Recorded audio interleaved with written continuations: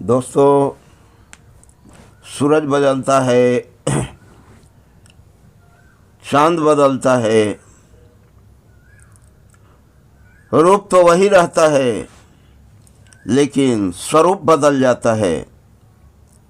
समय की धार में सब कुछ बदल जाता है। रिश्ते नाते और पहचान बदल जाते हैं। जब पास में पैसे होते हैं तो अनजान भी अपने बन जाते हैं, और जब तंगी होती है पैसों की तो अपने भी पराये बन जाते हैं। दोस्तों, आज एक बड़ी ही मार्मिक कहानी है। बड़े गौर से प्रारंभ से अंत तक सुनेंगे। यह प्रत्येक मानव के जीवन में गुजरता है। प्रत्येक मानव के साथ ऐसा होता है, लेकिन मानव इसे नज़रअंदाज कर देता है, देख कर भी अनदेखा कर देता है। दोस्तों, यह कहानी उस लड़के की है जो बचपन से ही अपने माता पिता, अपने गुरुजनों और बड़ों के संस्कार को रोम रोम से गले लगाया, जिसने संस्कृति और सभ्यता की पूजा की, जो पग पग पर कर्तव्य, दायित्व और अनुशासन को बनाकर चलता था। लेकिन उसके अंदर में एक कमी थी, और वह कमी थी, वह बालक अति दयालु था। हाँ दोस्तों, दयालुता क्या सचमुच में एक दोष है? नहीं दोस्तों, दयालुता तो वह गुण है जिस पर प्रकृति टिकी है, जिस प्रेम से बसीभूत होकर ईश्वर प्रकट हुआ करते थे। आज भी हो सकते हैं, लेकिन आज यह दयालुता मात्र हिंदी की डिक्शनरी में बंद होकर रह गई। इस दयालुता के जितने रूप होंगे वो सभी भाषाओं के सभी डिक्शनरी में बंद होंगे, लेकिन इस धरातल पर दयालुता कहीं नहीं रह गई। सुर नर मुनि सबके आहरे थे, अस्वार्थ लागी करही सब प्रीति। बाबा गोस्वामी तुलसीदास ने इसे बड़े नजदीक से महसूस किया होगा, इसे पूर्णतः सत्य पाया होगा। तभी उन्होंने लिखा कि आज का प्रेम स्वार्थ की नींव पर टिका हुआ है, और स्वार्थ की नींव पर जो खड़ा हो जाए वो सत्य हो ही नहीं सकता है। और जहां सत्य नहीं, उसे हम प्रेम की संज्ञा भला कैसे दे सकते हैं? वो तो प्रेम शब्द को भी अपवित्र कर रहा है। प्रेम तो वह कलकल छल छल धारा है जिसमें कहीं भी दुर्गंध ना मात्र की नहीं होती। तो हाँ दोस्तों, हम कहानी की ओर चले। वह लड़का जब विद्यालय में जाता और अपने गरीब दोस्तों को देखता तो उसकी आंखों में आंसू नहीं, बल्कि हृदय उसका टुकड़ा टुकड़ा होने लगता। वह स्वयं भूखा रह जाता और अपने दोस्तों को खाना खिला देता। उसके पास जो पढ़ाई के सामग्री होते थे वह अपने गरीब दोस्तों में बांट दिया करता था। घर पर डांट डपट होती, पिटाई तो नहीं होती, प्रतिदिन सामान खो देते। वह कभी नहीं कहता था कि मैं अपने सहपाठियों की मदद करता हूं। समय की धार पढ़ने में वह लड़का बहुत अच्छा था, लेकिन प्रकृति अजीब सी मार मारती है या परीक्षा देती। जब वह बच्चा छठे क्लास में गया, एकाएक उसकी मां गुजर गई। मां के गुजरने के बाद मां के प्यार में, मां की याद में वह इतना अपने आप को बर्बाद करते जा रहा था, इतना बर्बाद करते जा रहा था कि पढ़ाई लिखाई क्या, सांसारिक कर्मों से ही उसका मन विचलित होने लगा। धीरे धीरे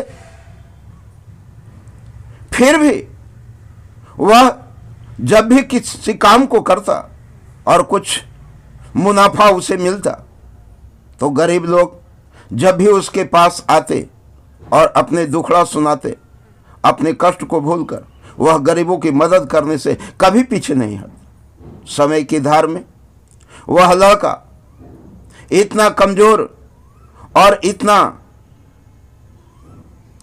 भिखारी बन गया कि अब उसे सगे संबंधी और साथी जो थे वो तो उससे बात करना तो दूर की बात है, उसकी छाया से भी कतराने लगे। घर परिवार में भी अनादर का सामना होने लगा। वह लड़का सोचने लगा, यह दुनिया कैसी है, जिनको बनाने में मैंने अपने आप को मिटाया, जिनको सजाने में मैंने अपने आप को जलाया, वो मुझे पहचानने से कतरा रहे हैं।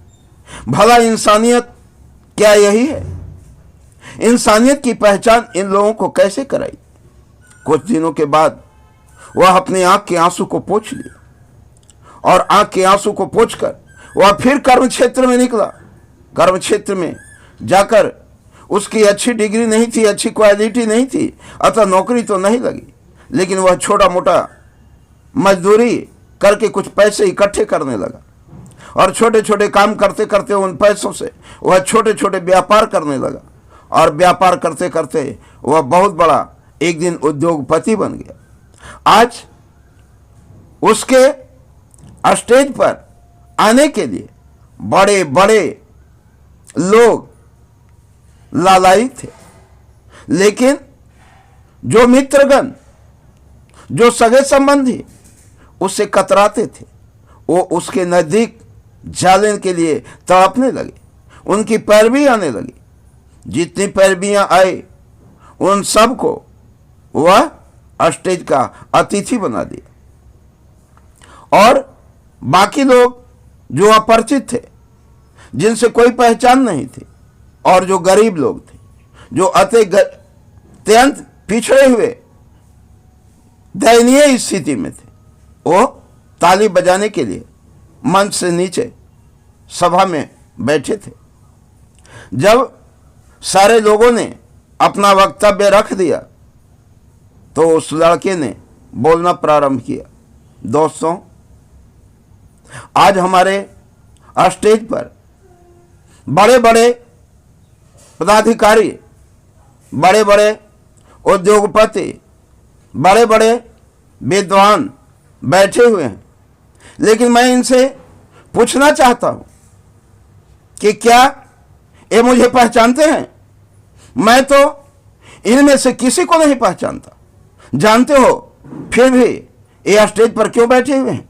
क्योंकि इन्होंने मुझसे पैरवी की थी और चूंकि नीचे रहते तो इनका चेहरा दिखाई नहीं पड़ता। इससे ऊपर ये बैठे हुए हैं, इनके चेहरे को देखिए, जरा जोर से ठहाका लगाइए। ये कितने निर्लज हैं, ये कितने बेहया हैं, जो कभी मुझे पहचानने से भूल गए थे, जो मुझे कभी पहचानते नहीं थे। इन्होंने मुझे इतना कष्ट दिया है कि अगर सारे कष्ट का वर्णन करूं तो तुम सभी मेरे दोस्त, जिन गरीबों को मैं गले लगाया हूं, आज भी गले लगा रहा हूं और कल भी गले लगाऊंगा, तुम मेरे दोस्त हो, तुम मेरे सहपाठी हो। जानते हो, उद्योग में कभी कभी मैंने निष्ठुरता दिखाई थी, तुम्हारे साथ मैंने बुरा व्यवहार किया था, इसलिए नीचे बैठे हुए गरीब लोगों, तुमसे मैं क्षमा याचना करता हूं। और इसका राज यही है कि थोड़ा सा मुझे आगे बढ़ने के लिए कठोर कदम उठाना पड़ा था, इसलिए मैं तुमसे एक बार नहीं बार बार माफ़ी मांगता हूं। और इस स्टेज के मालिक तुम हो, ये लोग मेरे लिए अपरिचित हैं। और इसी ठहाके के साथ उन्हें घोर अपमान का सामना करना पड़ा और वह लड़का पुनः स्टेज से नीचे आया। भाई, सबको तो मैं गले नहीं लगा सकता हूँ, समय बहुत कम है और आपकी संख्या बहुत अधिक है, लेकिन प्रेम से आप मेरे गले लगे हुए हैं। लेकिन दोस्तों, सारे लोग मेरे पास मदद के लिए नहीं आना, क्योंकि मैं मदद देने से कभी पीछे नहीं हटूंगा, लेकिन मदद लेने वाला व्यक्ति कायर और कमज़ोर हो जाता है।